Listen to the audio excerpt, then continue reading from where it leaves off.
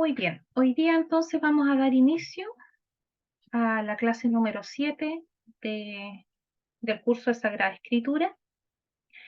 Nosotros empezamos la clase pasada a ver el contexto histórico del Antiguo Testamento, donde empezamos justamente con el principio, que es el Génesis, y de ese Génesis estuvimos nosotros viendo los primeros 11 capítulos, que justamente es denominado el principio de toda la historia de la Biblia, y vimos la historia primitiva, ¿cierto? Que está desde la creación, primero del mundo, del ser humano, y ocupa los primeros 11 capítulos del libro de Génesis. Luego de esa vista panorámica estos primeros capítulos, nosotros pasamos entonces a ver los capítulos siguientes del Génesis, que corresponden a los capítulos 12 al capítulo 50 y que corresponden netamente a la vida de los patriarcas. Es decir, nosotros vimos la vida de Abraham, Isaac, Jacob y José, ¿ya? Y allí, ¿cierto?, fuimos repasando cada una de las situaciones más importantes que tuvieron los patriarcas y también que el Señor escogió a Abraham, de cuyo linaje o de cuya descendencia iba, cierto, a formarse el pueblo de Israel y que iba a ser a través de su nieto, Jacob, quien con su descendencia, con sus 12 hijos, iba entonces a dar origen a lo que hoy día conocemos, a la nación de Israel, formada por las 12 tribus, es decir, los descendientes de los 12 hijos de Jacob. Hoy día entonces nosotros vamos a comenzar hablando acerca del Éxodo. El Éxodo, que obviamente el personaje más importante de este periodo ya es Moisés, y que justamente tiene que ver con la liberación del pueblo de Israel en Egipto. Dentro de lo que es la historia del éxodo del pueblo de Israel, hay tres tradiciones que le dieron ya las bases o la razón de ser de lo que iba a ser el futuro pueblo de Israel. Recordemos que estando José como gobernador de Egipto, hubo una sequía y una hambruna por todo Medio Oriente, y a raíz de eso llegó Jacob y sus hijos a vivir a Egipto gracias a José, y ellos entonces se quedaron a vivir ahí con la descendencia. Tristemente los reyes o los que, que regían Egipto fueron muriendo, fueron asumiendo su descendencia, pero llega un momento en que asume un rey egipcio, perdón, que no conocía de José, ni mucho menos de los hebreos, como ya en ese tiempo se denominaban. Y ahí entonces donde esclaviza a toda la descendencia de Jacob por el miedo que tenía de que ellos, al ser tanto y se multiplicaban tan rápido, se pudieran levantar y derrocar el, el reinado, digamos, que había en Egipto. Principalmente esa es una de las tantas razones y la más importante por las cuales fueron prisioneros. Por lo tanto, cuando llega el momento del éxodo, de ellos salir, de obtener la libertad de la esclavitud, en la cual pasaron entre 400 y 450 años,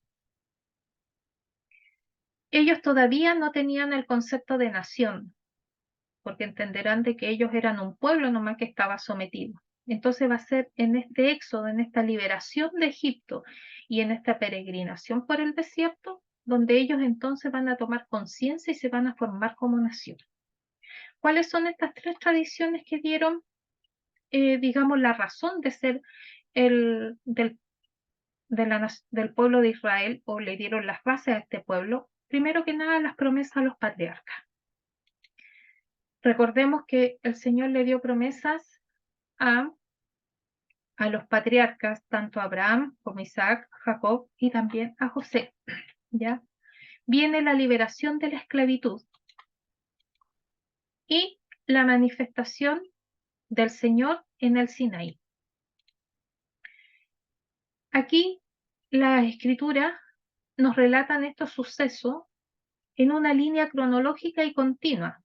Tenemos que recordar que cuando nosotros empezamos el curso de Sagrada Escritura, yo les dije que la Biblia no es un libro escrito cronológicamente, es decir, usted, aunque empiece por el Génesis y después siga el Éxodo y los demás libros, en el orden en que están compuestos el Antiguo Testamento, no significa que es un orden cronológico, ¿ya? Incluso hay capítulos en los cuales usted puede leer unos capítulos, supongamos 5 capítulos de un libro, va a leer el sexto y el sexto le aparece algo que no tiene relación con los otros 5, pero a lo mejor se va a encontrar que en el 12, en el 15 o el 18 de ese libro, sí vuelve entonces a retomar lo que se estaba diciendo en los primeros capítulos.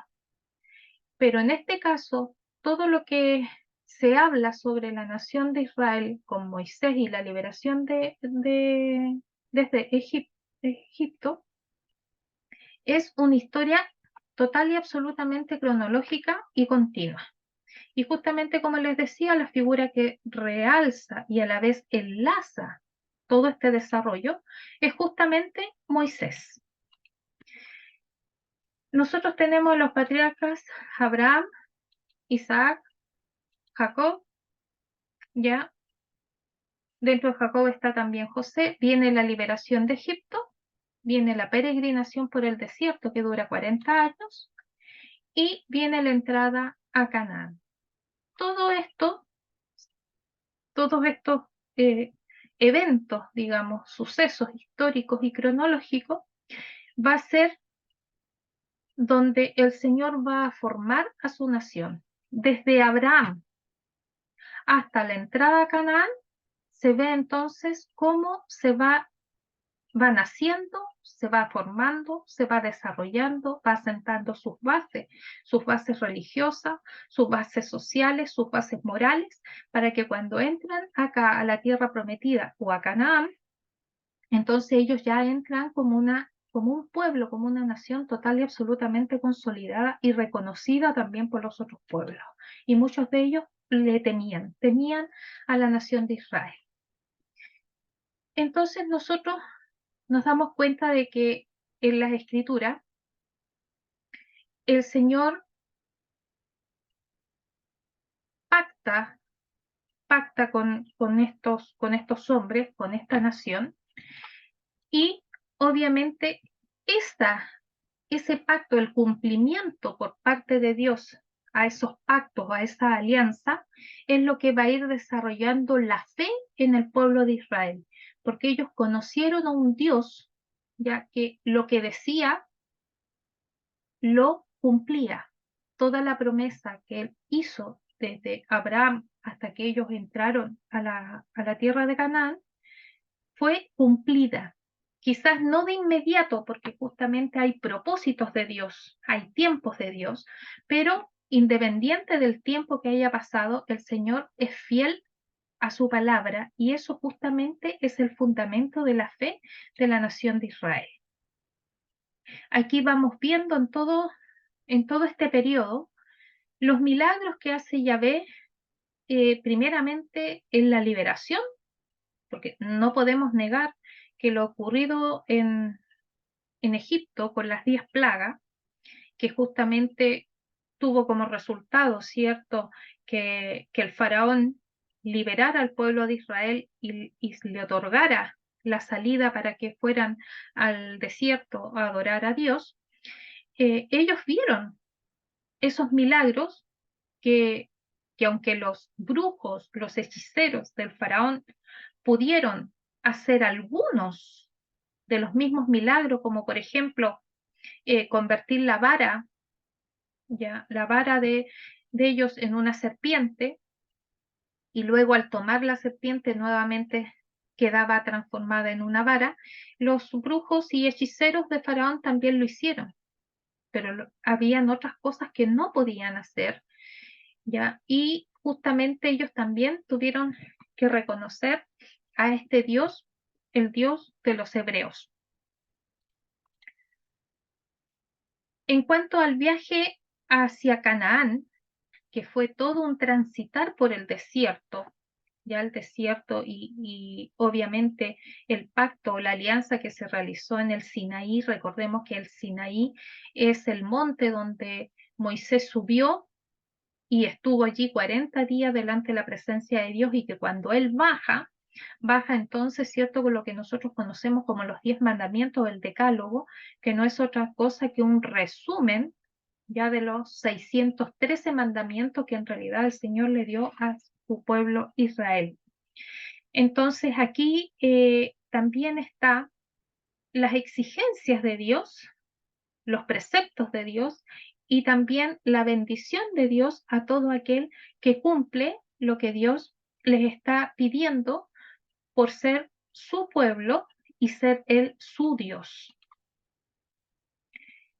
A la entrada de Canaán, tristemente, Moisés no puede entrar a raíz de que él comete un pecado ante Dios y Dios le niega la entrada a Canaán. Entonces pasa a ser Josué, quien vendría a ser como un discípulo de Moisés, quien va a tomar el liderazgo de la nación de Israel, y con él entonces se produce no solamente la entrada a la tierra prometida, Canaán, sino que también la conquista de, de esta tierra que Dios la tenía destinada para que su pueblo pudiese desarrollarse.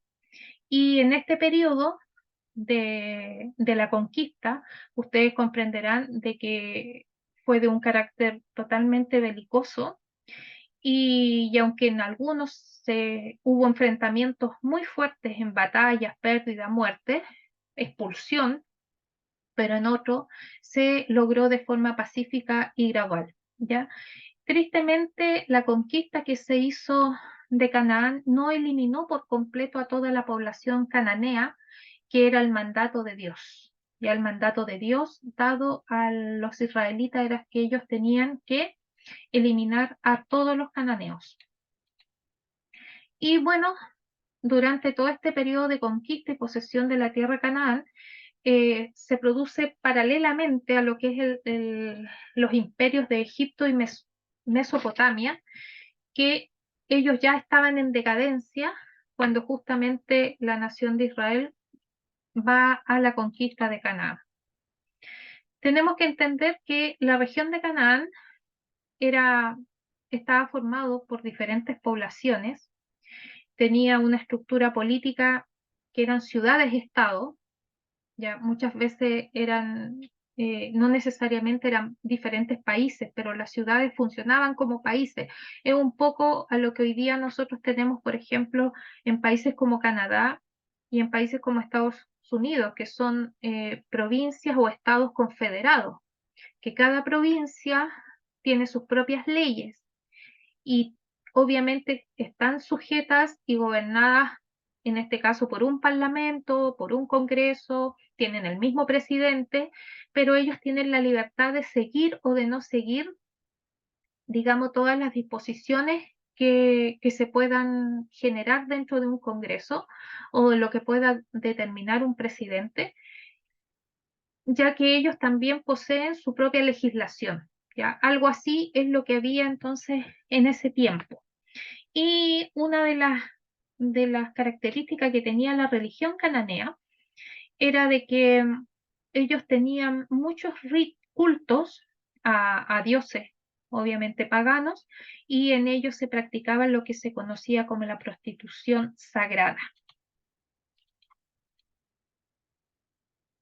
Vemos entonces nosotros ahora todo el periodo que tiene que ver con los jueces. Se llama el periodo de los jueces porque una vez que fallece, que muere Josué, no hay un líder, no hay un líder tan visible, digamos, que una persona que pueda reunir todas las características de un líder que pudiera llevar a la nación de Israel a cumplir lo que el Señor les había mandado como nación. Entonces, aquí se van a producir diferentes personajes que van a asumir, digamos, la gobernación de la nación de Israel y, ellos, los que van a ser llamados los jueces, son líderes, ya son caudillos, son militares, que ellos hacen su aparición principalmente en todo lo que tiene que ver con la conquista. Pero en lo demás, el mismo libro de los jueces dice que en ese periodo, donde no había un solo regidor para toda la nación, entonces la Biblia dice claramente que en esa época cada uno hacía lo que bien le parecía, pero solamente ellos se sometían y obedecían eh, a estos caudillos, a estos líderes militares que se levantaban para poder defender la nación de invasiones o bien para conquistar las naciones y expulsar a los cananeos tal como el Señor les había mandado.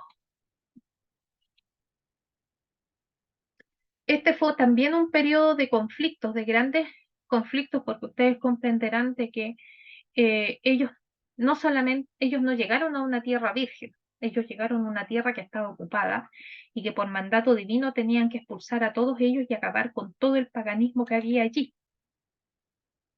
Ya es, por ejemplo, estos jueces o estos líderes no eran gobernantes, sino libertadores. Aquí este periodo de tiempo, justamente al no tener una guía visible, se caracteriza justamente por la falta de unidad y de organización política. Y era simplemente más individualista por tribu, porque así estaban organizados el pueblo de Israel por tribu, que más que nada como país. De hecho, hay 2 tribus que no quisieron entrar a la tierra prometida y que se quedaron fuera. Y por lo tanto, quienes van a estar primeramente en este ingreso y, colonia de lo que es la tierra prometida van a ser 10 tribus y las 2 que se quedan afuera firman un decreto y un acuerdo que ante la necesidad de ellos necesitar fuerza para poder conquistar o repeler una invasión, ellos tenían el deber y la obligación de apoyar a las tribus, a estas 10 tribus, para cumplir así el mandato del Señor. Y bueno, uno de los pueblos que más problemas les causó a los israelitas durante todo este periodo de conquista fueron justamente los famosos filisteos. Los filisteos venían del mar de Creta, o sea, las islas griegas del mar Mediterráneo, isla de Creta, ¿ya?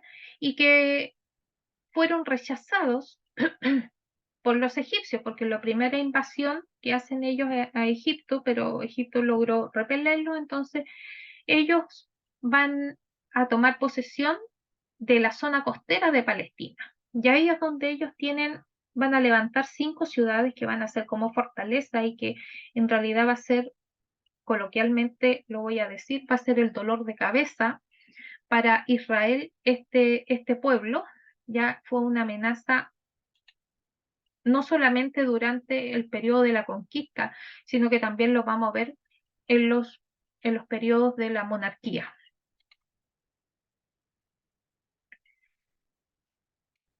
Aquí yo les hice una tabla para que ustedes pudieran también ir comprendiendo de qué épocas estamos hablando con los años, ¿ya? Y este periodo que se llama desde la esclavitud de Egipto a la libertad de la tierra prometida o la tierra de Palestina, nos estamos refiriendo exclusivamente a todo el contenido del libro de los Éxodos, Levítico, Números, Deuteronomio, Josué, Jueces y Ruth. Son en estos libros donde nosotros encontramos todo el desarrollo histórico desde la entrada, perdón, desde la salida de Egipto hasta la entrada y conquista de la tierra de Palestina la tierra de Canaán o la tierra prometida. ¿Qué personajes nosotros nos vamos a encontrar en este periodo? Nos vamos a encontrar con la figura de Moisés, con la figura de Aarón, con la figura de Josué y con los jueces. Nosotros sabemos que Moisés realmente es descrito en la misma escritura como un hombre de Dios. Este nace de Egipto, de padres israelitas, ¿ya? Estuvo casado con la madianita Séfora y con ella tuvo dos hijos, Gersón y Eliezer. Uno de los acontecimientos más grandes de Moisés es que él es, después de Adán y de Eva, antes de que ellos cayeran y pecaran, Moisés habló cara a cara con Dios. Por eso que en esos días que él estuvo en el monte Sinaí y cuando él baja, se tuvo que poner un velo sobre la cara, sobre su rostro, es decir, tuvo que cubrir su rostro, porque dice que el rostro de Moisés brillaba por el resplandor de la santidad de haber estado él cara a cara ante Dios y no haber muerto en su presencia. Entonces, para que los israelitas no lo tomaran a él como un Dios, ni dejaran de ofrecerle la adoración al Señor y se lo ofrecieran a él, entonces él al bajar del Sinaí cubre su rostro para que así no lo vean. Y fue un legislador por excelencia y muere en el monte Nebo. Es bien llamativo lo que se habla de la muerte de Moisés, porque la escritura dice que ningún israelita sabe dónde está enterrado el cuerpo de Moisés, porque el cuerpo de Moisés no fue enterrado por hombre. Deuteronomio 32 dice que el cuerpo de Moisés fue enterrado por Dios mismo. Imagínense el tremendo privilegio. Aarón, bueno, Aarón es el hermano mayor de Moisés y quien fue su apoyo, digamos, no tan solo en todo el proceso de convencer a Faraón que dejara ir a los israelitas, sino que también durante toda la trayectoria del Sinaí. Aarón es el consagrado del Señor, que también la Biblia así nos declara que era para Dios este personaje. Nace también en Egipto, es decir, en la esclavitud. Es el hermano mayor y portavoz de Moisés. Él estuvo casado con Eliseba, tuvo 4 hijos y el Señor le dio a Aarón la gran responsabilidad y el privilegio de ser el primer sumo sacerdote de Israel. Y obviamente sus hijos se transformaron, que también fueron sacerdotes, ellos se transformaron entonces en la familia que iba a dar a la nación de Israel el sacerdocio.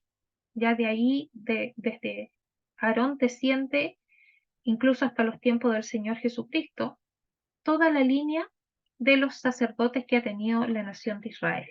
Y muere en el monte Hor. Josué era un hombre dotado de espíritu, pero no de cualquier espíritu, sino de un espíritu dado por gracia de parte de Dios. También él nace en la esclavitud en Egipto, fue ayudante y sucesor de Moisés. Él fue a explorar la tierra prometida. En Números 13 se nos narra que fueron 12 varones a explorar la tierra prometida para que ellos pudieran conocer cómo vivían, cómo eran las ciudades, planicies, o sea, toda una estrategia política y militar.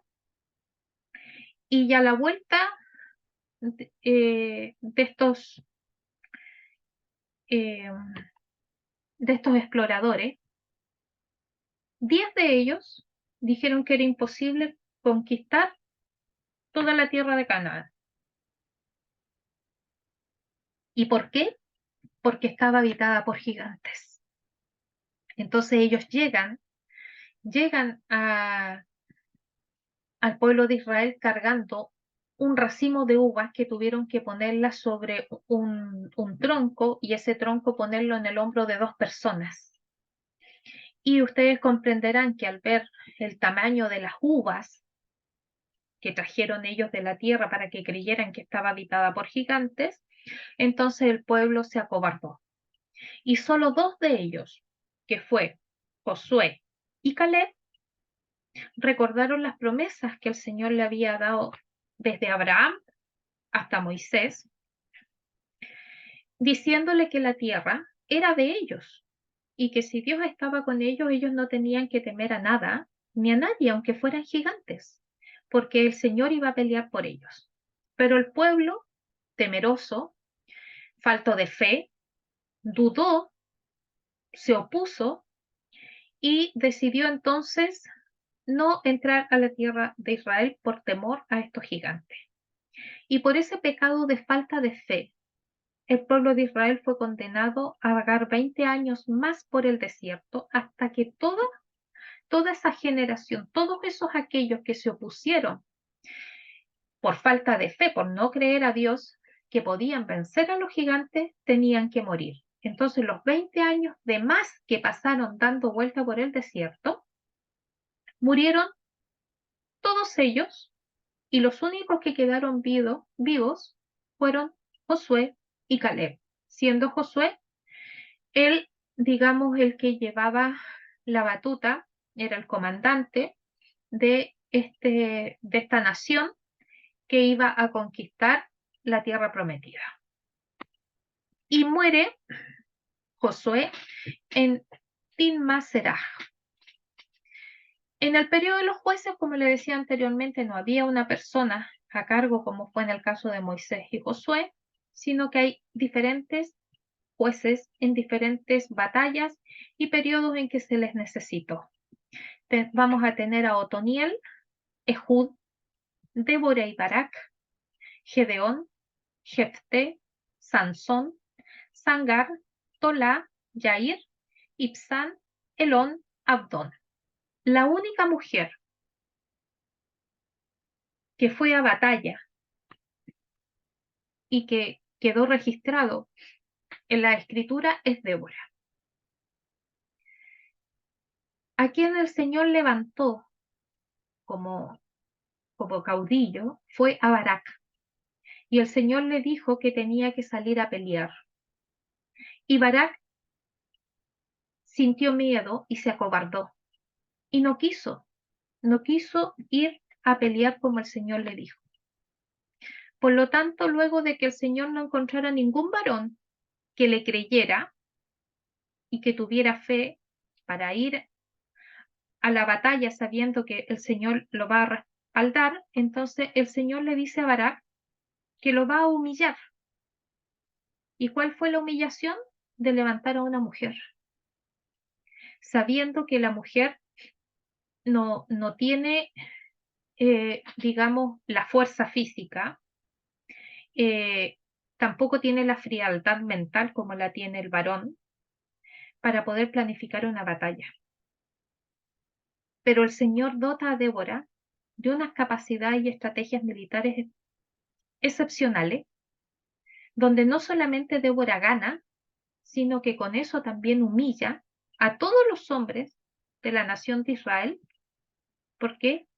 Porque Dios, a través de una mujer, entonces les mostró no solamente su poderío, de los cuales fácilmente se olvidaban, sino que también el respaldo que Dios da a todo aquel que cree, sin que fuese solamente exclusiva del varón, sino que también Dios lo da a la mujer, porque recordemos que nuestro Dios hizo al hombre y a la mujer por igual.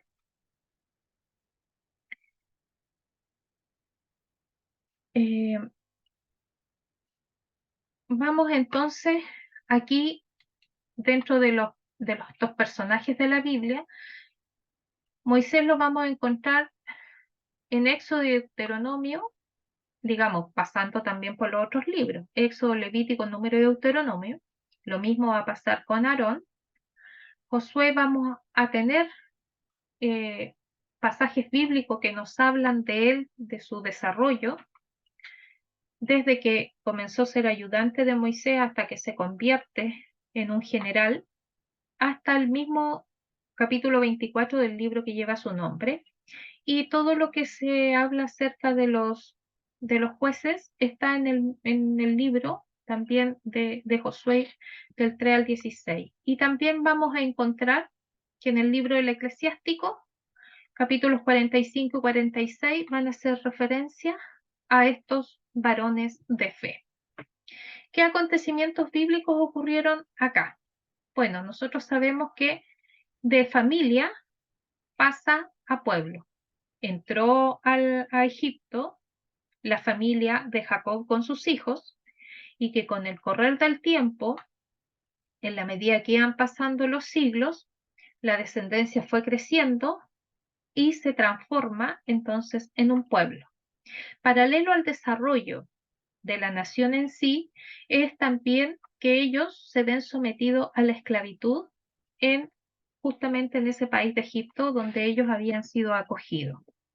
Vienen, cierto, las 10 plagas, que las 10 plagas van a, a mermar la tosudez del faraón hasta que él cede para dejarlo salir, y va a ser la Pascua, lo cual va a llevar a Faraón a dejar su tosudez y darle la libertad a la nación de Israel para que salga hacia el desierto, hacia el Sinaí, a adorar a su Dios. Comienza entonces el éxodo, el peregrinar por el desierto, donde hay un pacto que el Señor realiza ahora con la nación, ya no con patriarcas, ya no con personas individuales o jefes de familia, sino que ahora lo va a hacer con una nación. Ya van a atravesar el desierto durante 4 años, luego va a venir la conquista y reparto de la tierra prometida, y va a terminar esta época con el, todo lo que es el desarrollo, digamos, de los jueces, donde ustedes comprenderán que la conquista de un territorio no se lleva en un periodo de 2 años, 5 años, 10 años, sino que fue un periodo mayor. En las escrituras, mientras se va desarrollando el cumplimiento de la promesa que le hizo Dios a Abraham cuando lo sacó de Ur de los Caldeos y le dice que lo iba a llevar a una tierra donde iba a formar su nación, pues bien, nosotros también vemos que paralelo a eso, al desarrollo de la nación de Israel, eh, van entonces a llegar los pueblos, el pueblo filisteo, al, a las orillas del mar, digamos, por el lado de la costa, y también van a haber campañas de guerra que están asociadas a todo este periodo. Luego de lo que es ya la conquista de la tierra prometida y la toma de posesión de la tierra, viene lo que se denomina el periodo de la monarquía. Es decir, antes de este periodo, y la nación de Israel no tenía reyes, tenía jueces. ¿Qué significa jueces? De que eran personas que se sentaban afuera de cada ciudad y que ante ellos se presentaban todas las situaciones, legales o no legales, y ellos entonces decidían lo que las personas, la familia, la ciudad, la región debía de hacer, debía conducirse. Y todo esto basado en los 613 mandamientos que el Señor había dejado a su pueblo. Y vuelvo a decir que los 10 mandamientos que nosotros conocemos solamente son un resumen, pero un resumen de estos 613 mandamientos. Y viendo justamente la nación de Israel, que todas las otras naciones circundantes tenían, tenían reyes, eran regidos por la monarquía, entonces ellos también eh, deciden, primero en sus corazones, luego entre, digamos, los jueces que habían, el también ser igual que las demás naciones. Y va a ser justamente en la primer libro de Samuel, capítulo 4, el cual nos va a narrar un hecho importantísimo a raíz justamente de una invasión filistea, el cual ellos se robaron el Arca de la Alianza. Y esta situación entonces lleva a los israelitas a solicitarle al profeta Samuel que les dé un rey como tenían las otras naciones. Y aquí vamos a ver en este periodo de la monarquía a 4 personajes que son los más destacados. Primeramente Samuel, que es el último de los jueces de la nación de Israel. Se le reconoce como profeta y sacerdote, poseía un liderazgo carismático y él ungió a los 2 primeros reyes de Israel. El primer rey de Israel fue Saúl. Al comienzo de su reinado, él tuvo victorias militares importantes. Nunca pudo expulsar a los filisteos. Su caída como rey quedó marcada por la matanza de los sacerdotes de Nob. En 1 de Samuel 22 se narra un episodio en el cual Saúl había generado en su corazón una envidia muy grande hacia David. Esto a raíz de que David en una de las batallas contra los filisteos, lo que no pudo hacer el ejército de Israel, lo hizo David solo, siendo un muchacho que los rabinos y la tradición judía nos dice que David no sobrepasaba los 15 años cuando él se enfrentó a Goliat, y donde él no solamente se enfrentó sin una armadura y sin armas bélicas, sino que solamente usó su honda, 5 piedras lisas del río y simplemente su estrategia de defensa y de ataque que él usaba como pastor de ovejas. Entonces, a raíz de ese evento en el cual todo el pueblo de Israel lo elogió y lo elevó mucho más alto que al propio rey Saúl, entonces Saúl genera en su interior una envidia y un deseo de matar a David tan grande que David tiene que huir de la presencia del rey porque el rey cada vez que lo veía o sabía que estaba, él entonces mandaba al ejército israelita a tomarlo prisionero para matarlo. David estuvo huyendo del rey Saúl aproximadamente 20 años y en una de esas huidas que hacía del rey y de su ejército es que llevaba muchos días sin comer, sin beber, él y un grupo más de hombres que se fue juntando a su alrededor. Y ellos se acercan entonces al sacerdote de Nob y le piden comida. Y el sacerdote le dice que él no tiene comida extra, sino que lo único que tiene son los panes de la proposición, que eran panes sagrados que eran para el culto. Pero dada la circunstancia, entonces el sumo sacerdote les da en los panes de la proposición y más encima lo cobija, los resguarda, poniendo en riesgo su propia vida, porque cualquiera que le ofreciere alojamiento o resguardo a David y a sus hombres, recibía también una pena de muerte de parte del rey Saúl. A los pocos días Saúl se entera de que David y sus hombres habían estado allí, manda a buscar al sacerdote de Nob y entonces le quita la vida.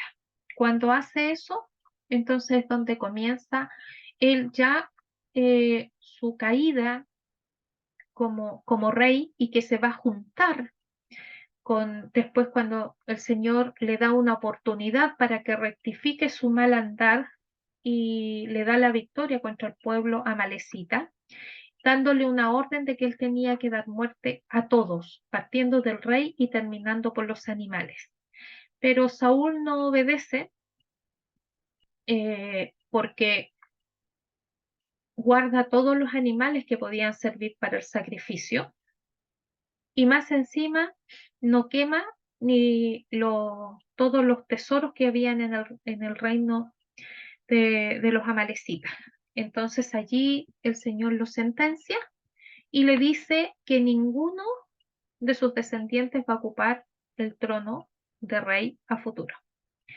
Y termina desprestigiando su figura como rey cuando él justamente hace algo que Dios condenaba, que era justamente ir ante hechiceros, agoreros, brujos, para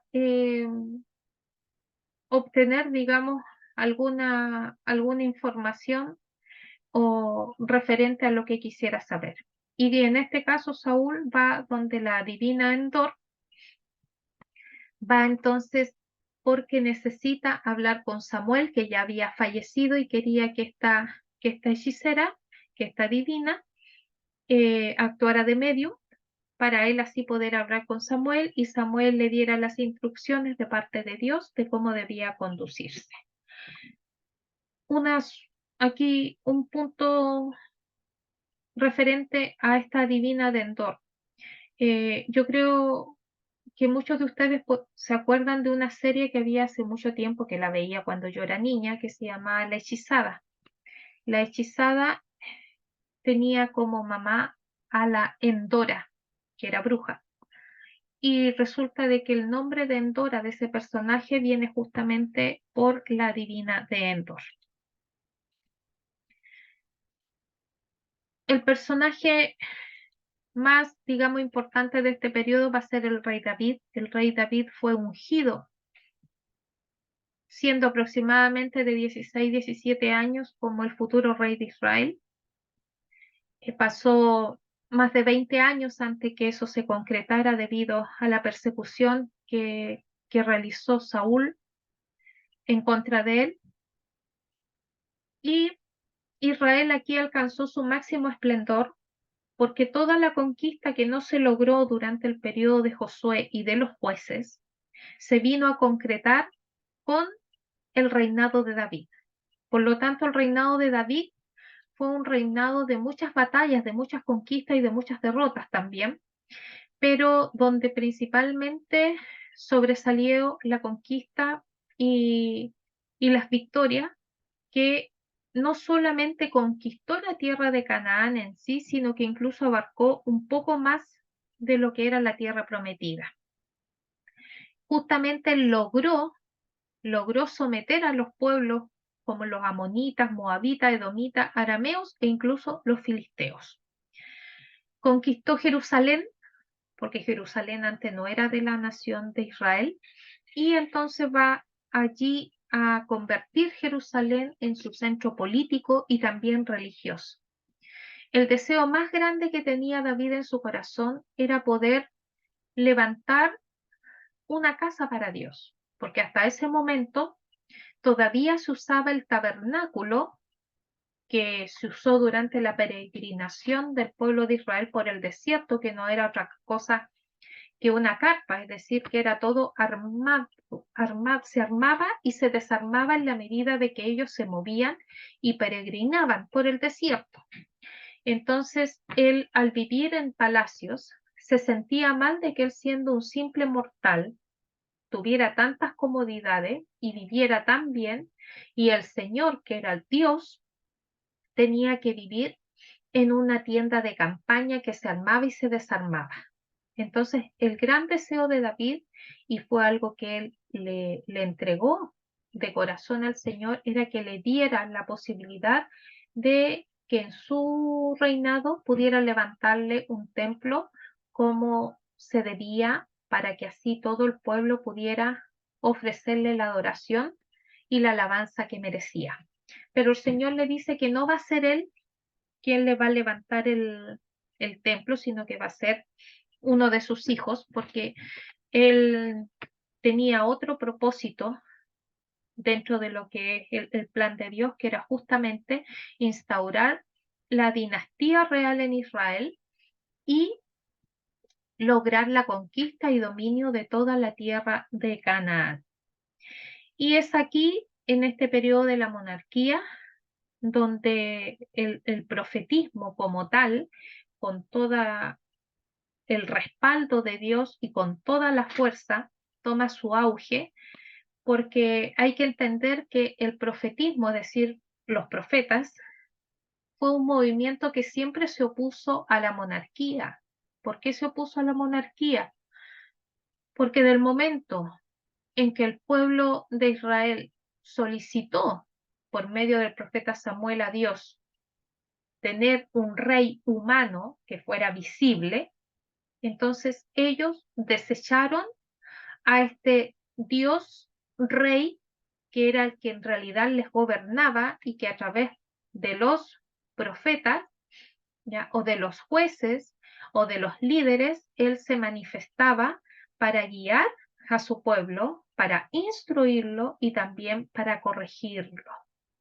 Entonces, por eso que los profetas era un movimiento opositorio a la monarquía, porque justamente la monarquía hizo que todo el pueblo que formaba la nación de Israel desechara a Dios como su rey y pusieran la fe en un hombre y no en Dios mismo. Y justamente cuando la monarquía dejó de existir, que eso va a ocurrir cuando Babilonia invada Israel y tome posesión, entonces aquí toda la institución profética va a responder a esta nueva condición social, política y religiosa y va a mantener en un sentido la poca fe que aún queda en la nación de Israel. Y termina siendo personaje destacado este periodo el famoso rey Salomón.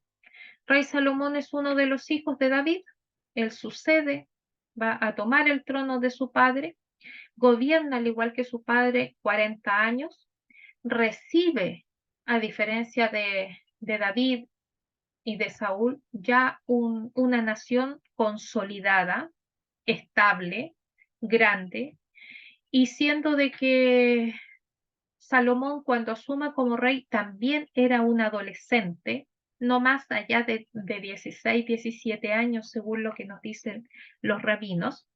Por eso que él hace esta oración tan maravillosa que encontramos en la escritura, donde él no le pide riquezas ni grandezas terrenas a Dios, sino que lo que le pide es sabiduría, porque él, siendo todavía un muchacho, no tenía experiencia de vida, menos iba a tener experiencia para poder gobernar sabiamente a su pueblo.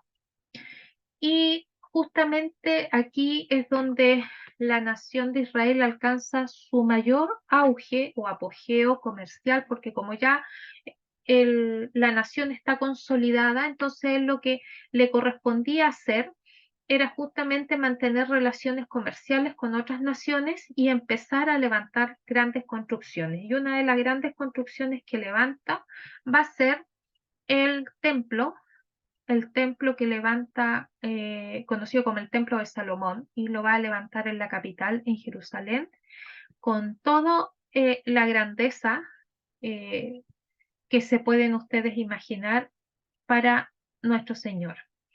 Y este rey, al ser un rey bastante sabio en su inicio, alcanzó una fama pero tremendamente mundial, pero tristemente las decisiones que él después tomó lo llevaron a una decadencia total y absoluta, principalmente en lo espiritual. Conocido es por todos, ¿cierto?, la visita de la reina de Saba, que ella quería conocer en persona a este rey sabio, como también es conocido por nosotros la historia cuando le presentan dos mujeres, las cuales ambas decían ser madre del niño, y como ninguna de las dos quería ceder a la otra, entonces el Señor Salomón le dice al guardia que parta al niño por la mitad. Y y sabemos que la madre verdadera del niño le dice que no lo mate, sino que se lo entregue a la otra mujer, y ahí es donde entonces Salomón se da cuenta que esa madre que intercede por el hijo era la verdadera madre, y él le es devuelta el niño a esa madre. Bien, aquí entonces yo les he puesto estos mismos personajes, pero ya con un poquito más de detalle. Por ejemplo, Samuel es educado por el sacerdote Elí. Ya Samuel es hijo de Elcana y de Ana. Ana era una mujer estéril. Su esposo tenía otra mujer. Recordemos que en Oriente se estila tener más de una esposa, ¿no? Y la otra esposa tenía hijos. Ana no tenía hijos, por lo tanto era muy maltratada por la otra esposa del Cana porque era estéril. Entonces ella, en una visita que hizo a lo que es no estaba el templo en ese tiempo, sino que el tabernáculo, ella le pide a Dios que le otorgue su hijo, y si le otorga un hijo varón, ella se lo va a dedicar. Fue así que cuando dejó no solo los pañales, sino que dejó destetó a Samuel, Ana entonces lo lleva al tabernáculo, se lo presenta al sumo sacerdote y lo deja allí con él. Entonces, Samuel prácticamente vivió su infancia y su juventud dentro del tabernáculo, y por eso que fue educado o instruido por el sumo sacerdote Elí. Era de la tribu de Leví, fue profeta Samuel, también vidente, y también fue juez de la nación.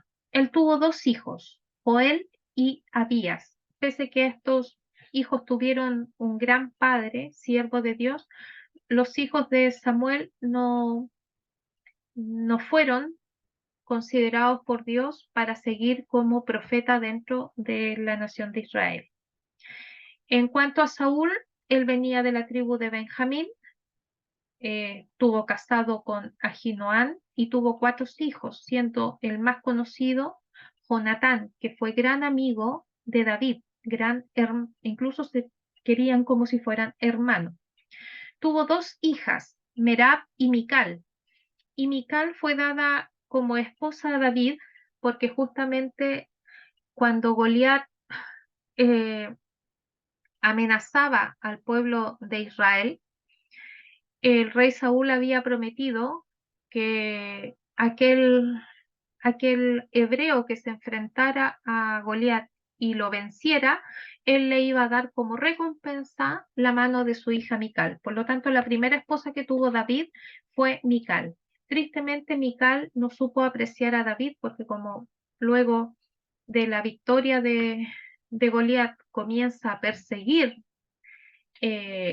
Saúl, quien se transformó en suegro de David, a su yerno, entonces ustedes comprenderán de que él pasó 20 años huyendo, y eso Mical no lo pudo soportar, así que ellos no siguieron como matrimonio, ¿ya? Y muere en una batalla, justamente peleando en contra de los filisteos, y en esa misma batalla muere también su hijo Jonatán, amigo muy querido de David. David nace en Belén, derrota al gigante Goliat, es coronado en Hebrón como rey, conquista Jerusalén. A David se le hace esta promesa mesiánica de ser su descendencia, iba a ser el linaje del cual iba a nacer el Mesías, el Redentor, que Dios había prometido para su nación. Como ustedes verán, tuvo varias mujeres, David. De Mical no tuvo hijos, por eso no aparecen los hijos, no alcanzó a tener hijo con ella. De Ahinoam tuvo Amón, de Abigail tuvo Daniel, de Maacá Absalón y Tamar. Absalón va a ser el hijo que se va a rebelar contra él, incluso levantó una guerra civil en contra de su padre estando aún reinante, y David tuvo que huir de Absalón y de su ejército. Y justamente en esta persecución que hizo Absalón hacia su padre, David, él murió de una manera bastante burda, cruda, porque tenía el pelo largo y quedó enredado en las ramas de un árbol y terminó muriendo ahorcado. De Jaquit tuvo Adonías, de Abital tuvo Cefatías, de Eglá tuvo a Jitrán, de Betsabé tuvo a Simea, Sobá, Natán y Salomón. Recordemos que Betsabé era mujer de un hitita que peleaba por el pueblo de Israel, de cual se enamoró David estando ella casada y con quien adultera, y cuando ella le dice que está embarazada, entonces no encuentra nada mejor que pedirle a su general que coloque en primera fila al esposo de Betsabé para que muriera, y al morir este hitita, entonces él se casa con Betsabé. El hijo de ese adulterio 7 días agoniza, en los cuales David ayuna los 7 días, se viste de cilicio, no come ni bebe nada, hasta que el Señor no le da la vida, se lo lleva. Y David entonces comprende de que el pecado que él había cometido es grande. El Señor perdona a David, y es por ese pecado que David escribe el Salmo 50, que aparece en algunas Biblias católicas como 50 y en otras aparece como 51, el gran miserere que se conoce. Y va a morir en Jerusalén. En cuanto a Salomón, nace en Jerusalén. Él desarrolla una diplomacia internacional impecable, tiene una fuerte centralización, es conocido por su sabiduría. Tristemente, su pecado fue la idolatría. La misma palabra de Dios dice que el amor de las mujeres desvió su corazón.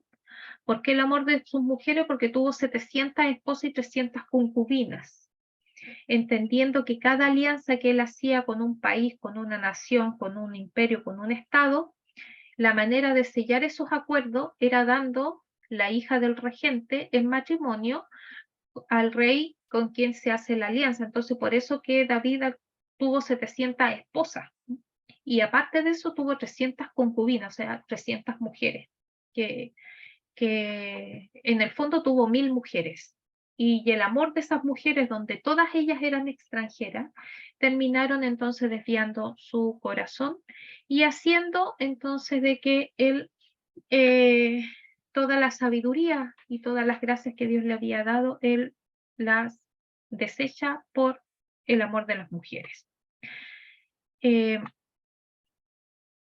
Una sola de las mujeres mencionadas en la escritura, que es Naamá, y quien fue la madre de Roboam, quien fue el sucesor de Salomón cuando muere. De esta manera, entonces, termina este periodo de la monarquía, pero cuando muere Salomón, ya las cosas en el reino no estaban muy bien, porque la unidad entre las tribus, digamos, estaba bastante frágil. Habían razones también teológicos y religiosos en cuanto al culto que se hacía al Señor, y eso ya estaba generando un debilitamiento como nación, que digamos fue lo que llevó al cisma, al rompimiento de la nación como unidad. Entonces no va a ser que el general o capataz de Salomón, Jeroboam, va a reunir 10 tribus, de las cuales él lo van a hacer a él como rey, porque no están conforme con Roboam. El hijo de Salomón alcanza a gobernar un tiempo la nación de Israel, pero a diferencia de su padre, él es bastante disoluto, bastante poco preparado, y en vez de escuchar a los ancianos del pueblo y escuchar al pueblo, él escuchaba a sus amigos. Entonces, él lo que hizo fue acrecentar los impuestos que le pedía al pueblo, pedirle más porcentaje de todo su ganado, de toda su cosecha. La final es que él, en buen chileno, no tenía dedos para el piano. Entonces ahí es donde se produce un levantamiento y aparece Jeroboam, de las cuales 10 tribus del norte de Israel lo van a coronar a él como rey. Entonces se separa el reino y se transforma el reino del norte de Israel y el reino del sur o de Judá, el cual va a seguir gobernando por un tiempo más Roboam, y que solamente va a estar conformada por 2 tribus.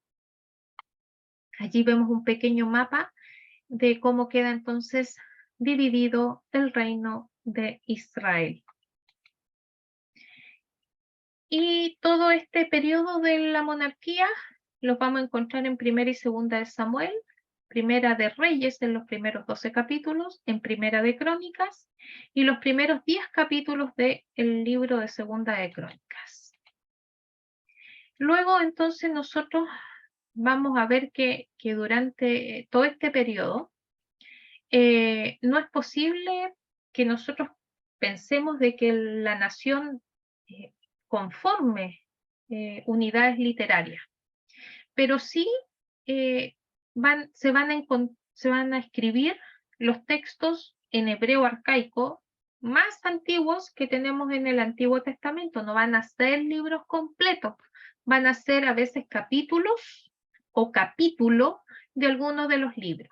Y en eso encontramos que el Génesis capítulo 49, Éxodo capítulo 15, Números capítulo 24 y 25, Deuteronomio del 32 al 35 y Jueces 5 justamente son los primeros escritos ya que se van a hacer en relación a las escrituras y principalmente a la historia de la nación de Israel.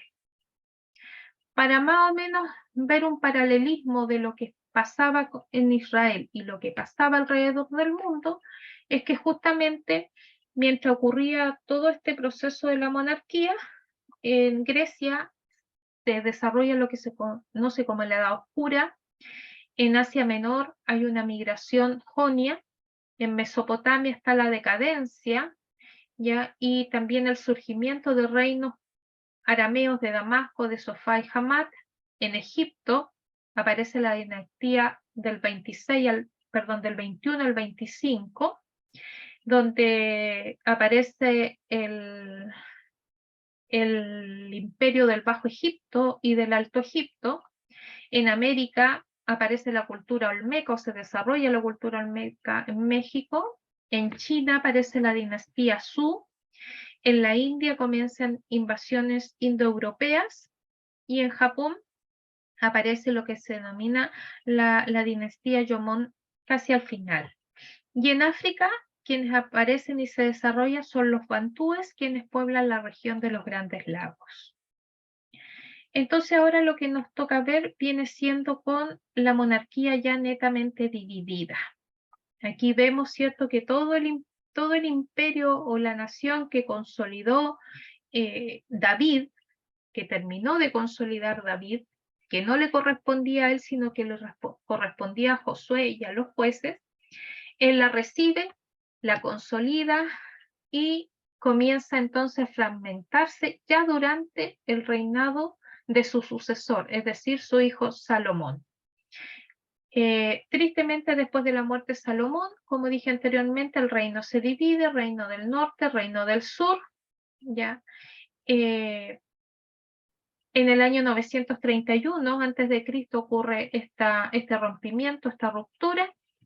El profeta Isaías ya interpreta estos acontecimientos como un juicio de Dios. El reino de Judá, es decir, el reino del sur, va a subsistir durante más de 3 siglos, hasta el año 587, cuando invade Babilonia. El reino del norte no gozó de mucha estabilidad. De hecho, la capital cambió de sede varias veces, siendo Siquem, Peniel, Tirsa y finalmente Samaria. ¿Ya? Aquí vamos a ver profetas que, como les dije anteriormente, que eran muy críticos de la monarquía, pero que justamente contribuyeron en cierta manera a la desestabilización de las dinastías, ya que tanto el reino del norte como el reino del sur se van a enfrentar a el paganismo y a la invasión pagana, y de ellos asimilar el paganismo también dentro de sus cultos.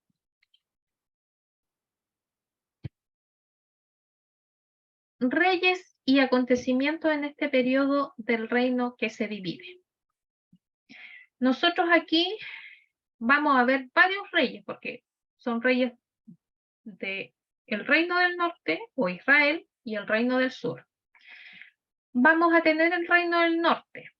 Primeramente a Jeroboam, a Nadab, Basá, Elá, Simri, Omri, Ahab, Ocosías, Jorán, Jehú, Joacás, Joás, Jeroboam II, Zacarías, Salum, Menahem, Pejías, Pecaj y Oseas. Durante el reinado de Jeroboam y Nadab, entonces aquí se produce un cisma religioso, entendiendo que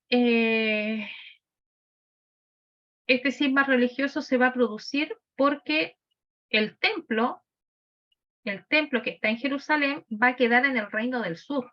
Y como ellos no tenían templo, ni tenían una ciudad sagrada o ciudad santa, entonces eso va a generar un cisma religioso, porque justamente donde ellos instauraban la capital de ese reino, esa capital se tenía que transformar también en el lugar oficial de culto como lo era Jerusalén para el reino del sur o el reino de Judá.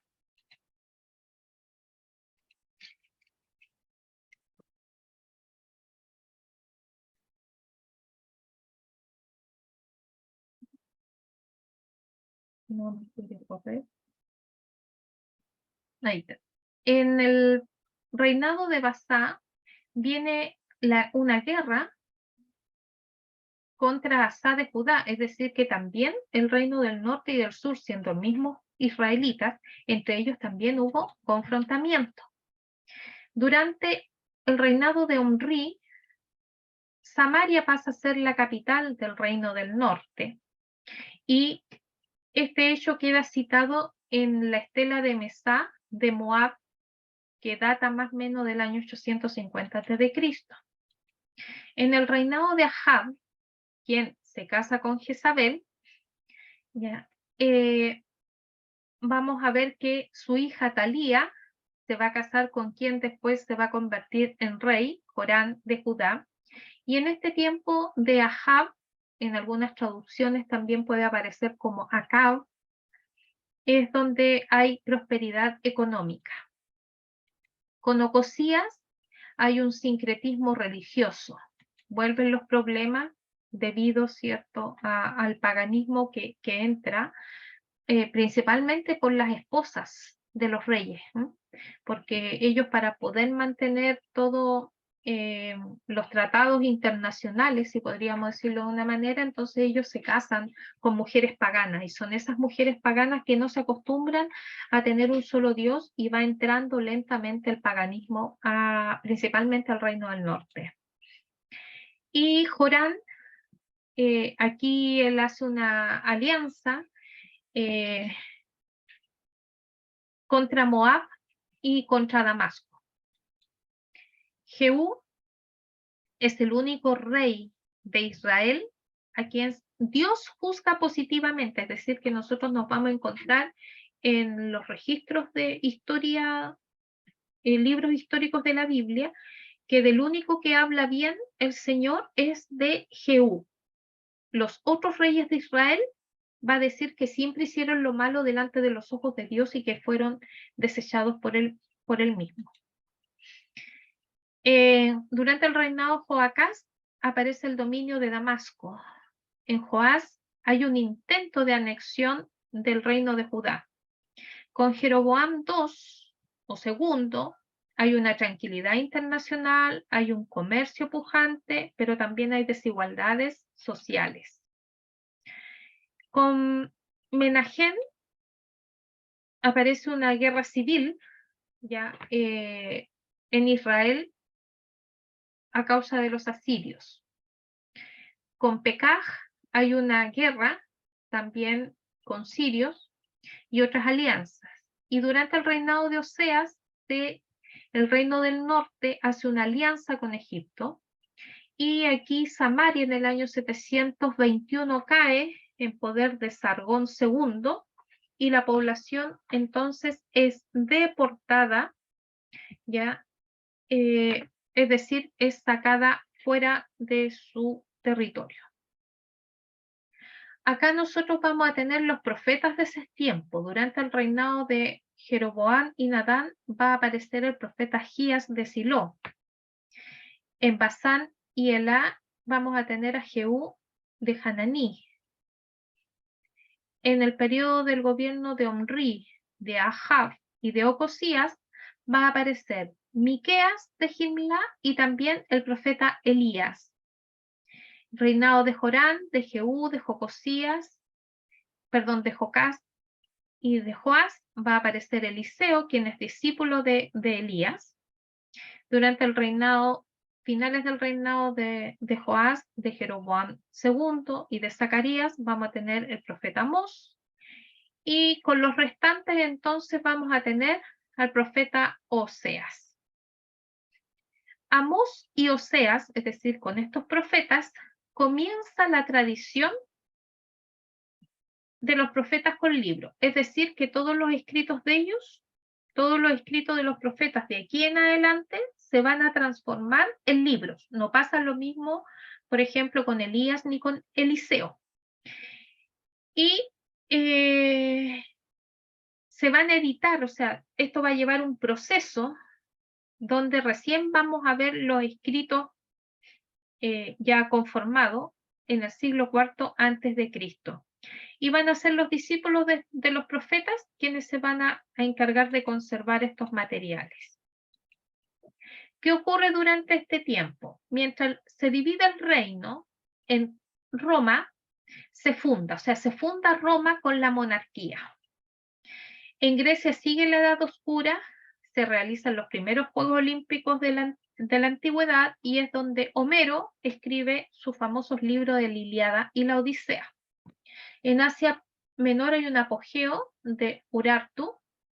En Mesopotamia tenemos el imperio neo-asirio, o sea, ya vemos que Asiria va tomando fuerza porque justamente en este periodo hay una caída del imperio babilónico.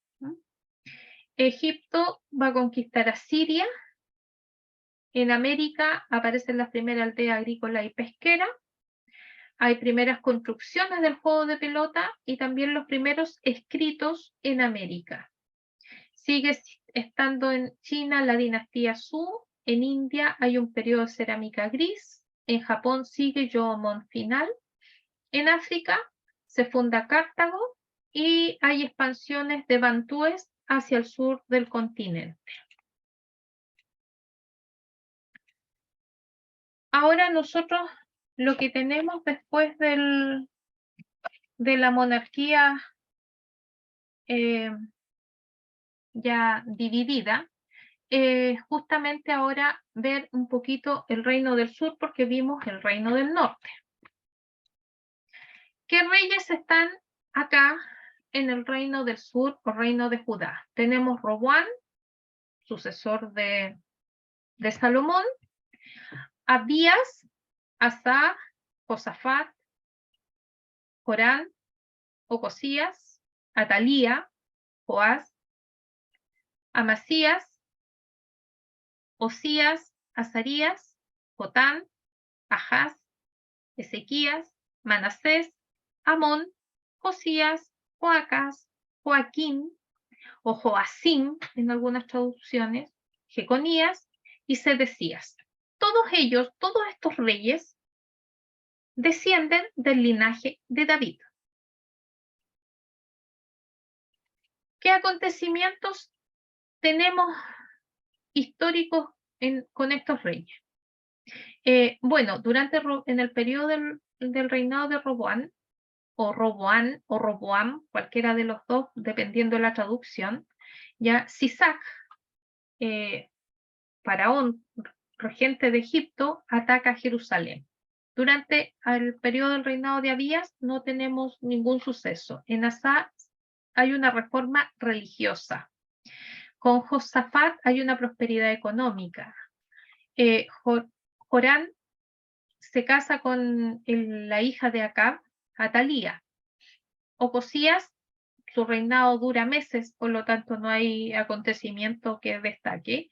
Atalía, hija de Ahab de Israel y Jezabel, ella gobierna una vez que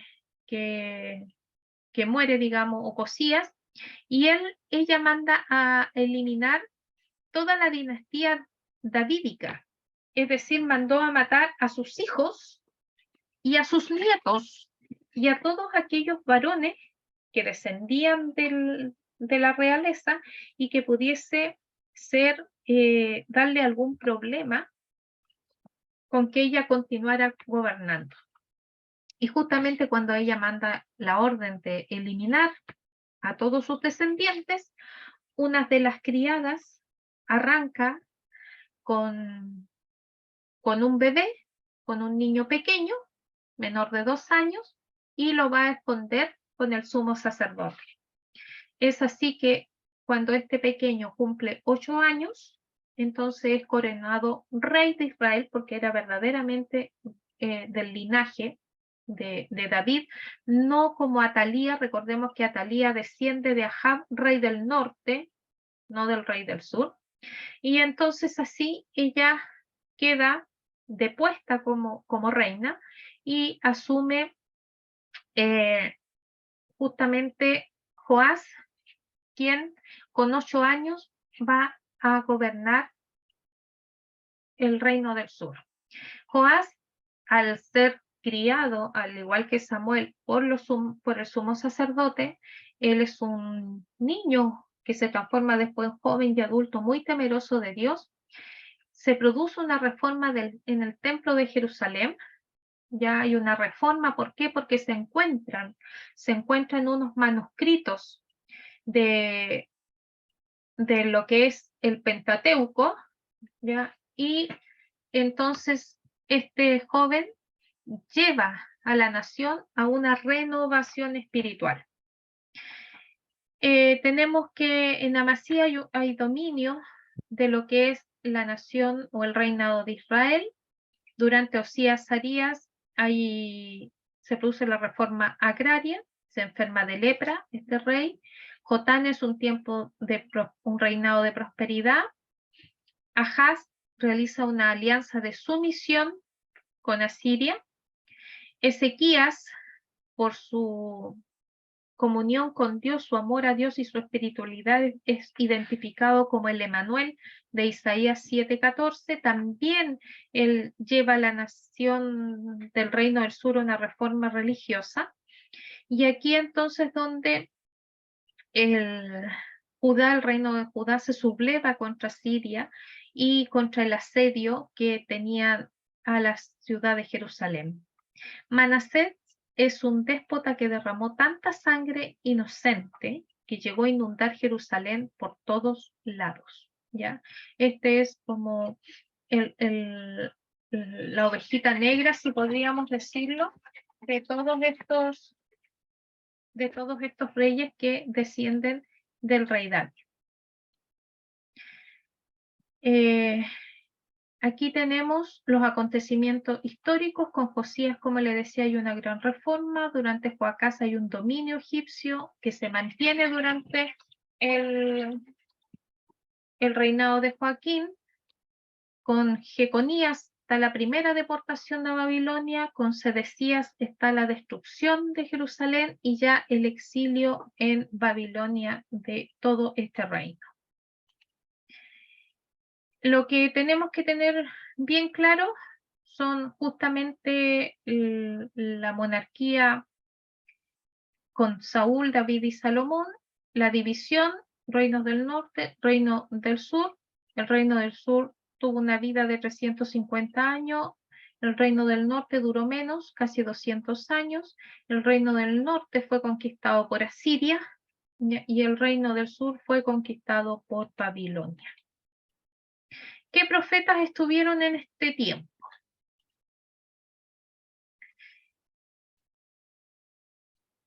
Tenemos profeta Hananí, conocido también como el vidente, Isaías 1, porque hay varios Isaías, tenemos que recordar que dentro de lo que es el pueblo de Israel, los nombres se repiten, ¿ya? Entonces, el primer profeta Isaías que aparece es justamente durante el reinado entre Amasías y Ezequías. También durante el reinado de Jotán y Ezequías, paralelamente va a estar Miqueas, ya Miqueas de Moreset. Y los últimos reyes de Judá nos vamos a encontrar con Nahum, Sofonías, Habacuc, Judá y Jeremías. ¿Ya? Jeremías va a estar durante el periodo de la invasión de Babilonia, donde Nabucodonosor va a conquistar el reino de Judá, y va a ser el único profeta al que se le perdona la vida. Dentro de lo que es el paralelo de los acontecimientos de Israel en relación con el resto del mundo. Pues bien, aquí aparecen los 7 reyes de Roma. Rómulo, que es el fundador, va a tener Numa Pompilio, el rey sacerdote, Tulio Hostilio, el rey guerrero, Ancomarcio, el rey comerciante, Tirquinio Prisco, primer rey etrusco. Grecia sigue en la Edad Oscura, ya aquí Licurgo dota de un sistema político a Esparta, y comienza entonces la colonización de la Magna Grecia. En Asia Menor, el nacimiento de la filosofía en Mileto de Jonia. En Mesopotamia, el imperio neobabilónico con sus respectivos reyes. En Egipto hay una batalla de Carquemis, donde Babilonia vence a egipcios y asirios. En América aparecen las esferas monumentales de piedra en Costa Rica. Se desarrolla la cultura chavín con el culto al dios sonriente en el Cusco, Perú, y también está el desarrollo de una sociedad en el Amazonas. En China la dinastía Zhou se sigue desarrollando, pero en el lado occidental. En India sigue la cultura de la cerámica negra pulida, y en Japón el nacimiento del shintoísmo. Y lo que es África aparece el reino de Kush, la civilización de Nigeria, y también la civilización Sao, que está en torno al lago Chad. Luego de toda esta división viene lo que se conoce como el exilio de Israel en Babilonia. Ya no existe Israel como nación, ya no hay reino del sur, ya, ni reino del norte. Entonces aquí los babilonios conquistan Judá. Recordemos que el reino del norte fue conquistado primeramente por los asirios.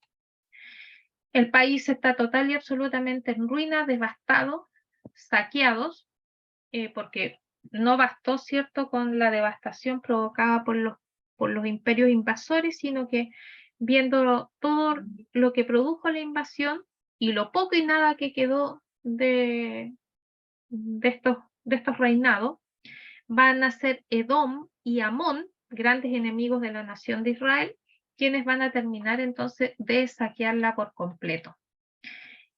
Aquí la mayoría de la población permaneció, digamos, lo que es el territorio palestino, pero un núcleo considerable del pueblo fue llevado al destierro. Y en el caso de Babilonia, por ejemplo, desterró solamente a la clase alta y a la clase noble. Ya a la clase de los pobres los dejó allí nomás donde estaban, pero él se llevó a los de la aristocracia. Por eso que dentro de los prisioneros que tomó y que se llevó, digamos, a lo que eran sus dominios, fue lo que conocemos al personaje de la Biblia de Daniel.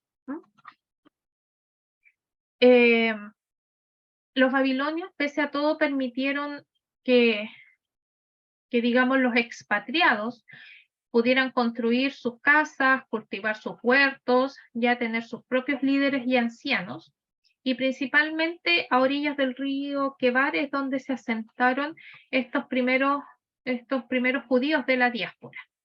Y aquí entonces ellos se van acostumbrando a esta nueva situación política y social, como también a sus prácticas religiosas.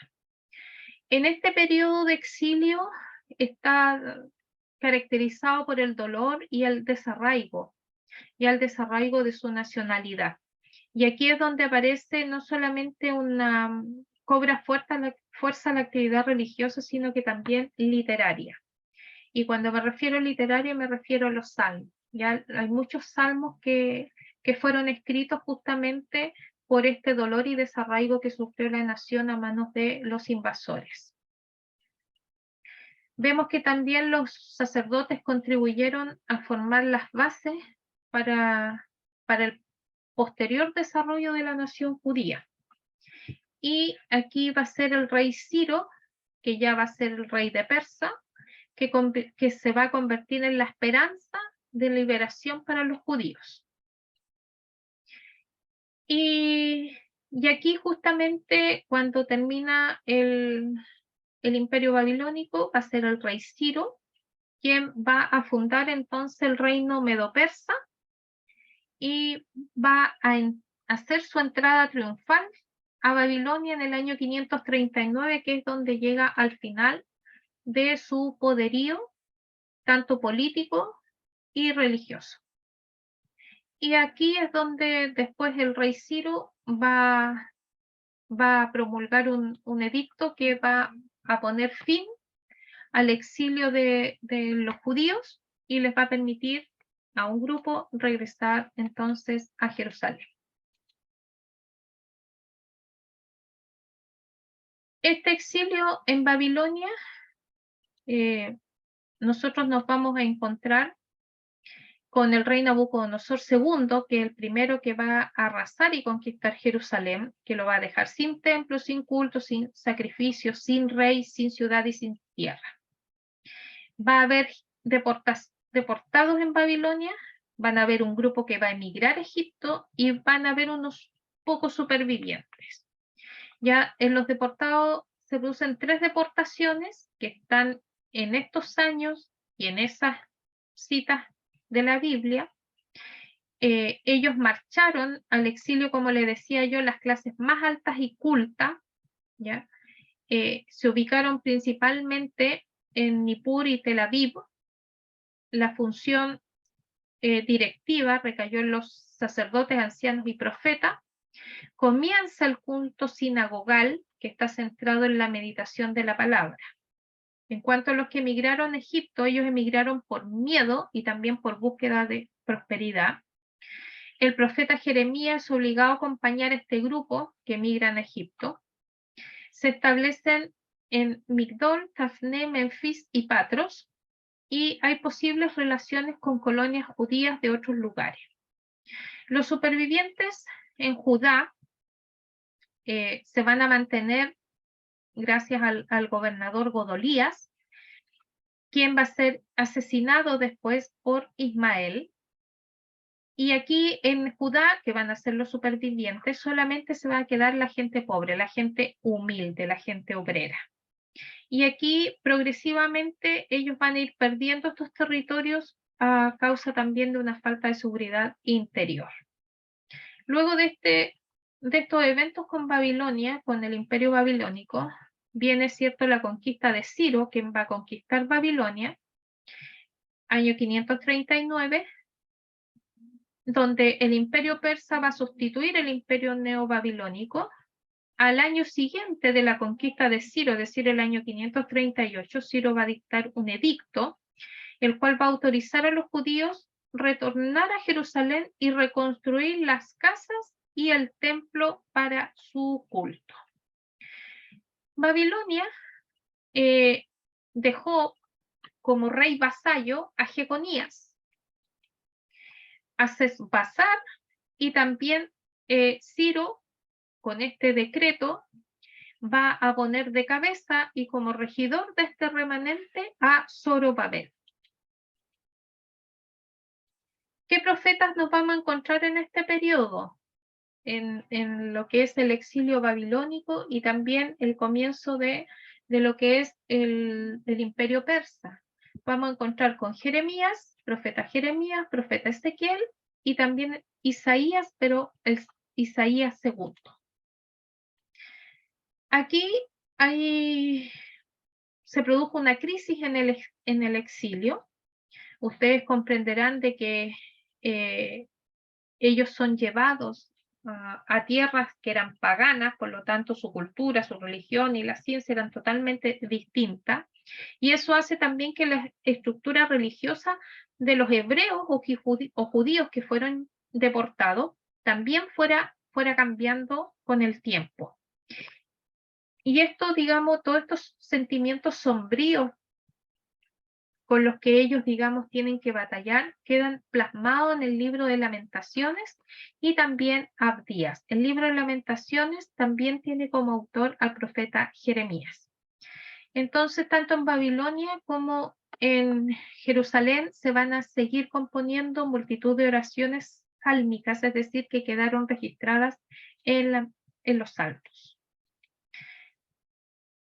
En el paralelo, digamos, con el desarrollo de la historia universal, vamos a ver aquí en Roma a Prisco, el primer rey etrusco, Servio Tulio, rey reformador, en Grecia ya la época arcaica con 7 sabios, que no los voy a leer por tiempo, en Mesopotamia ya el imperio babilónico va en decadencia, viene el periodo tardío en Egipto con la dinastía ya número 28, en América hay un centro ceremonial y cívico maya, con templo circular y primer marcador astronómico.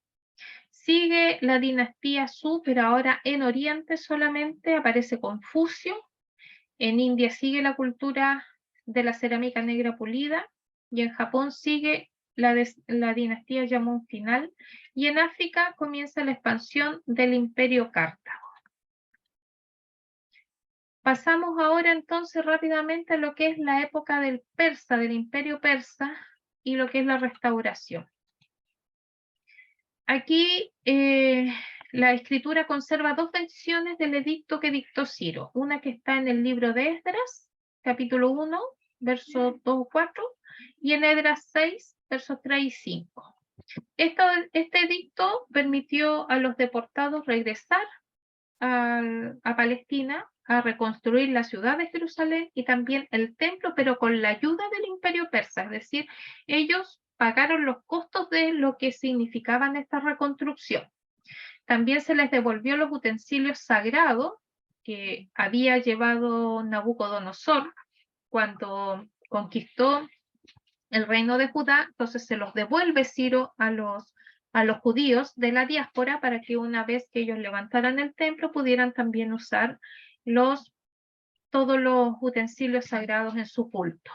El primer grupo que llega a Judá está bajo Zorobabel y ahí Zorobabel comienza la reconstrucción del templo, por eso que se le denomina también a esa reconstrucción del templo el templo de Zorobabel.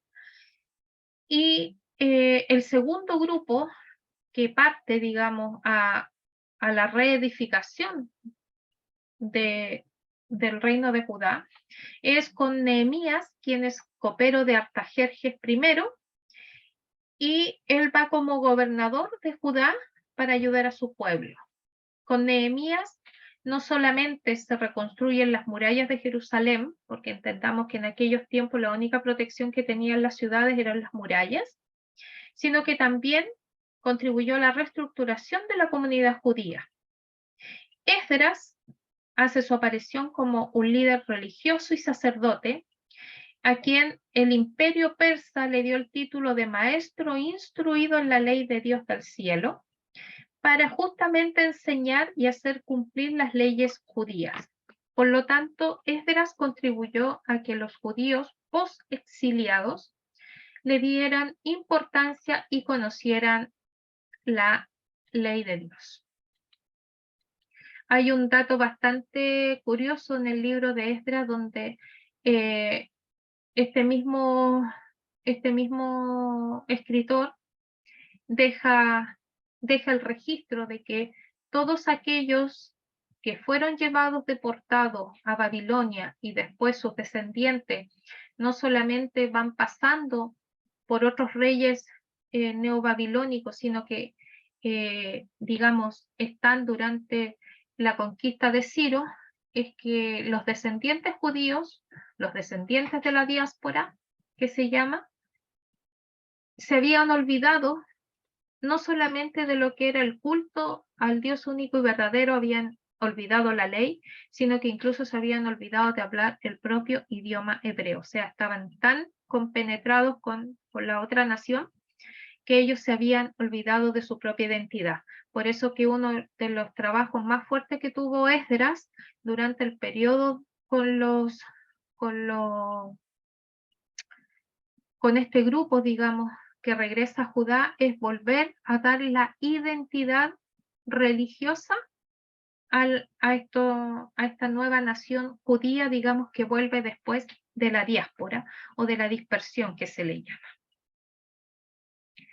Aquí entonces, durante el periodo de Esdras y Nehemías, cuando ellos regresan a la tierra de Judá, es que podemos decir que nace de nuevo el judaísmo, es decir, nace la nación judía de nuevo. ¿Qué acontecimientos históricos tenemos? Primero, con el edicto del rey Ciro, que permite que ellos vuelvan a su nación. Retornan primeramente con Zorobabel como gobernador y los acompaña Josué, que es sumo sacerdote, y encabezan entonces la reconstrucción de Jerusalén. Viene la inauguración del templo de Jerusalén, aparece Nehemías, que va a ser el gobernador, donde restaura las murallas de Jerusalén y renueva la justicia social principalmente. Esdras, que es escriba y sacerdote, va a ser el padre de este nuevo judaísmo que va a renacer y restaura el culto y la ley judía. Con ellos, digamos, va a terminar el imperio persa y va a aparecer entonces lo que es la época helenística. Con la batalla de los Isos, Alejandro Magno vence a Darío III, que va a ser el último rey del imperio persa, y con ello viene el fin de este imperio. Alejandro Magno funda Alejandría, que va a estar en Egipto, y la fundación de Antioquía. Los diádocos son los herederos del imperio de Alejandro. Recordemos que Alejandro, como murió muy joven, murió envenenado, él no alcanzó a tener descendencia. Por lo tanto, todo lo que él conquistó, todo lo que fue el imperio de Alejandro Magno, fue dividido en sus 4 generales. En Egipto, tenemos que Lago, padre de Ptolomeo I Sóter, fundador de la dinastía, ya Ptolomea, y en Siria van a ser los Seleucidas, de Seleuco I, Nicator, que va a ser el fundador de los Seleucidas. Va a venir la batalla de Panión, en la cual Antíoco III de Siria vence a Ptolomeo IV de Egipto. Fíjense que los que fueron una vez generales y trabajaron juntos por un imperio en común, el imperio de Alejandro Magno, con el correr del tiempo y como quedaron separados, unos se van a Egipto y otros a Siria, se van a enfrentar y justamente va a ser Siria quien va a vencer al dominio de este general Ptolomeo IV en Egipto. Y ahí comienza la hegemonía, lo que se conoce como hegemonía seleucida. ¿Qué quiere decir hegemonía? Recordemos que es la supremacía de un estado sobre otro, ya de los sirios sobre, en este caso, los egipcios. Viene después Simón II, que va a ser sumo sacerdote, y va a terminar esta época helenística con la conocida como la abominación de la desolación que nos describe Daniel en el capítulo 8, en el cual el rey Seleucida, es decir, el rey asirio, Antíoco IV Epífanes profanó el templo de Jerusalén.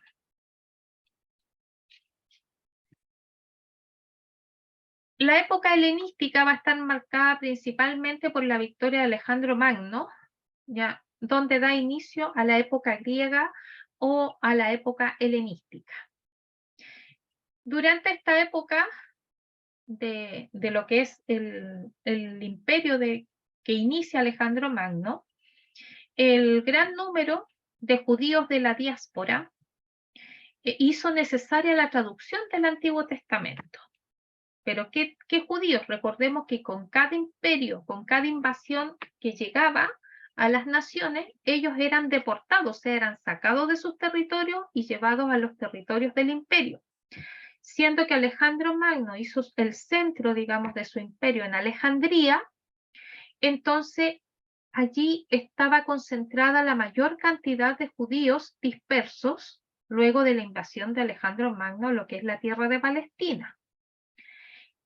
Y como comienzan ellos entonces a hablar en griego e ir perdiendo, digamos, no solo su lengua materna, sino que también perdiendo la posibilidad de tener los rollos de la Tanaj en su propio idioma, entonces es durante este periodo de la época helénica que se hace la primera traducción del Antiguo Testamento, que va a ser a la lengua griega, en la cual se van a mandar a llamar 70 escribas de la región de Judá y van a ser llevados a Alejandría.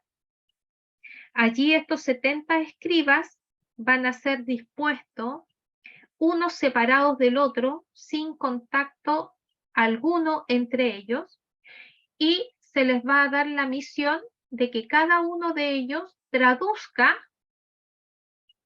la Tanaj, como le llaman en hebreo, y para nosotros es el Antiguo Testamento. Luego de la traducción que ellos hacen al griego, se comparan las traducciones, porque en el fondo no eran 70, sino que eran 73 escribas.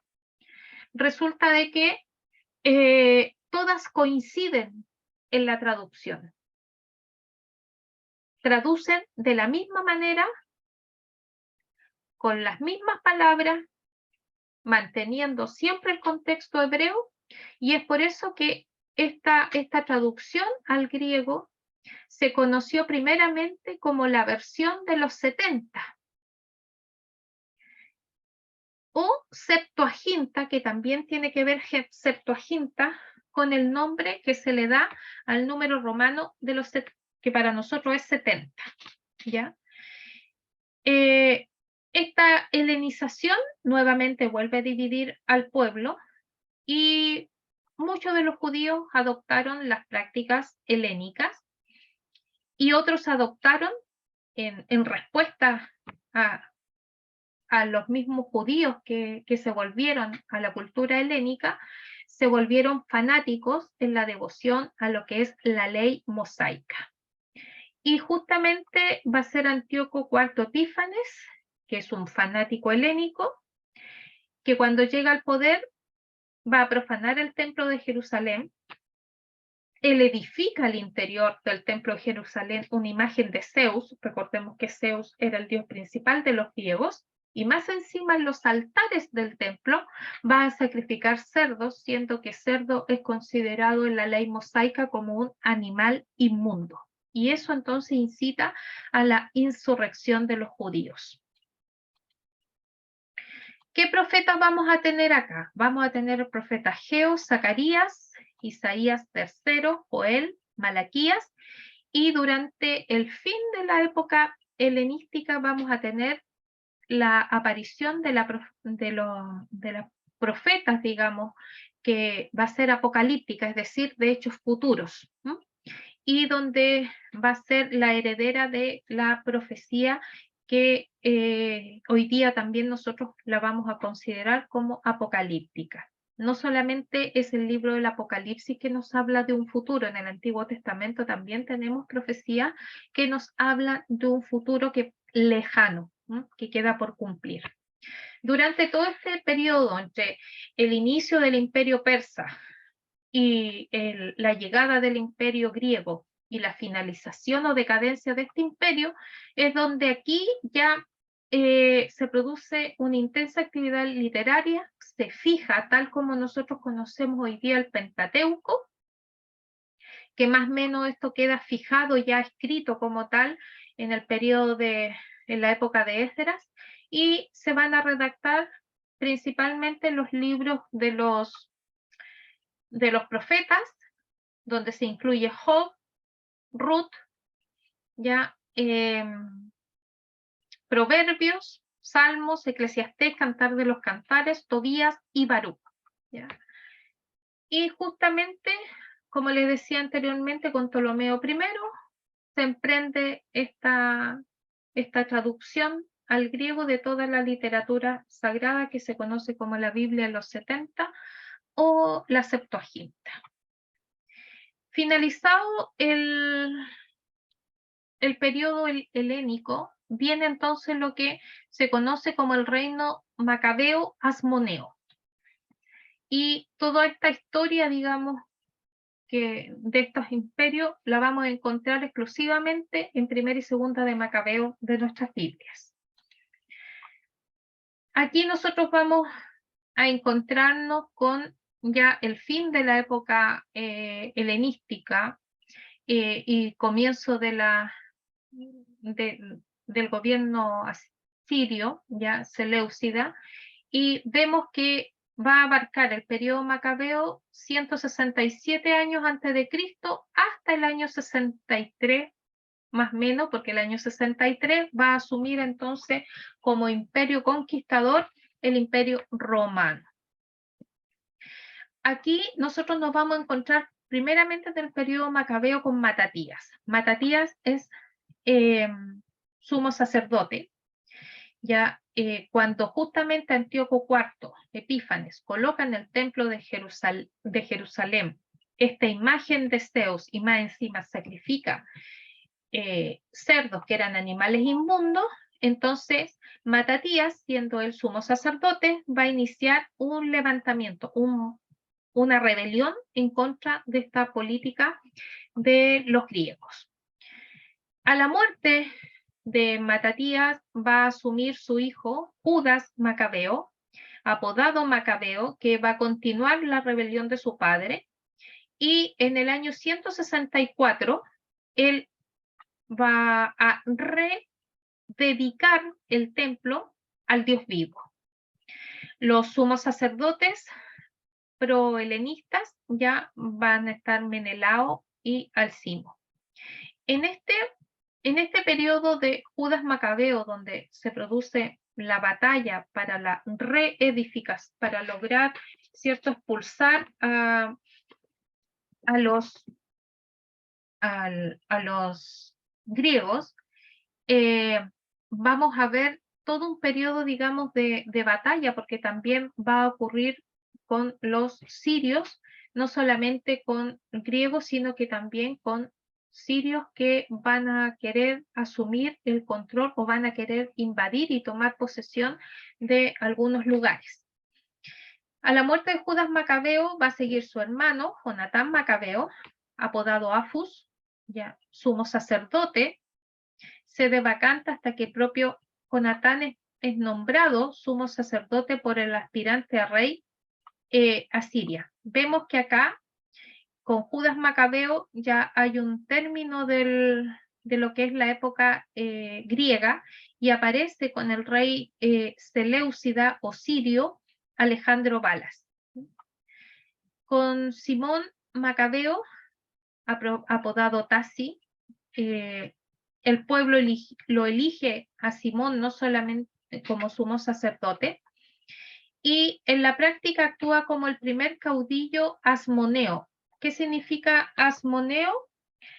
Significa sucesores directos de los macabeos que establecieron su propio reinado. Es decir, ellos no vienen de la descendencia directa del linaje de David, pero dado de que ellos eran sumos sacerdotes y tenían el deber de resguardar el templo con todo el culto, digamos, que se le debía dar a Dios, ellos entonces se levantan primeramente con los griegos y luego con los sirios para mantener, ¿cierto?, el culto a Dios como a él le agrada, y dado esto, entonces ellos van a levantar su propio reinado, ¿ya? Entre ellos se van a establecer como reyes. El hijo de Simón Macabeo se va a llamar Juan Hircano. Él llega, cuando él asume, digamos, su reinado. Aquí va a aparecer y cobrar fuerza un grupo que lo vamos a conocer bastante bien en el Nuevo Testamento desarrollado, ya que van a ser los fariseos, ¿ya? Pero Juan Hircano no se lleva muy bien, digamos, con fariseos en cuanto a interpretaciones sobre lo que es la Tanaj, lo que es la Biblia. Recordemos que en ese tiempo solamente estaba el Antiguo Testamento, no existía el Nuevo, por lo tanto la Tanaj era toda la Biblia.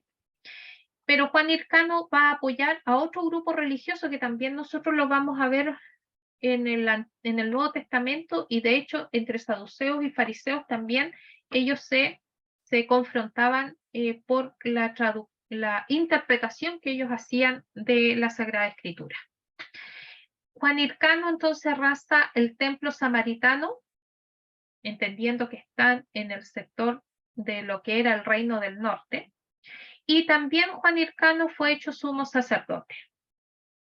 El hijo de Juan Hircano, Aristóbulo I, es el primer, digamos, asmoneo como tal que va a asumir con el título de rey. Antes, ninguno de ellos fue llamado rey, pero sí lo hizo Aristóbulo I. Y a él también tenía una doble función, que no solamente era rey, sino que también sumo sacerdote. Luego de la muerte de Aristóbulo I, viene Alejandro Janeo, que estaba casado con la viuda de Aristóbulo I, que se llamaba Salomé Alejandra. Aquí hay grandes complicaciones políticas, tanto exterior como interior. Se produce una guerra civil y se construyen fortalezas reales. Alejandro Janeo también es hecho rey juntamente con el oficio de sumo sacerdote. Muere Alejandro Janeo y Salomé Alejandra, viuda de Aristóbulo I y luego viuda de Alejandro Janeo. Ella toma entonces, es hecha reina, y la política, digamos, que ella va a desarrollar va a favorecer a los fariseos. Hay una prosperidad económica, pero como ella no puede asumir como sumo sacerdotisa, entonces le concede el grado de sumo sacerdote a su hijo Hircano II.